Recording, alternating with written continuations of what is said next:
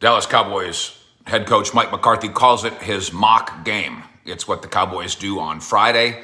It's the final preparation, really, for Sunday's game, this time, of course, against the visiting New York Giants.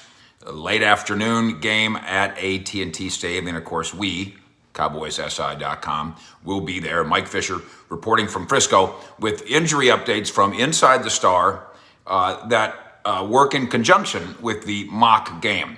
I did talk to McCarthy this week about asset management, clock management, that sort of thing. They really do feel like they have a scientific handle on it with a combination of gut, which is the right way to do it. Doesn't necessarily mean every decision is right. It is McCarthy's view that there's a risky way to do things, there's a conservative way to do things, and then there's a straight down the middle way to do things, and they try to do their best to choose those. But the point of this discussion is they practice those situations in the mock game.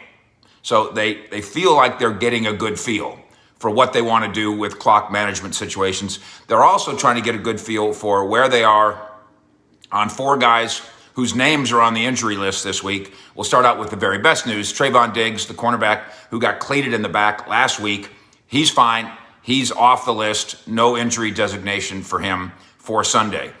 Two offensive stars do remain on the list, however, as questionable. And of course, questionable by and large means they're almost certainly going to play. So we don't mean to be alarmist here. But Ezekiel Elliott and his stiff knee, he's listed as questionable, and then Amari Cooper and his hamstring listed as questionable. But again, both those guys did a great deal of the work on Thursday, leading up to what I'm going to assume is a good level of participation in the mock game. And then Randy Gregory with his WD-40 knee. He is also on the injury list, the official NFL injury list, to enter the weekend and listed as questionable. But there's out, there's doubtful, there's questionable, and questionable actually ends up being pretty good news as the Cowboys get ready for Joe Judge and Jason Garrett and Daniel Jones, and maybe most of all, Saquon Barkley, who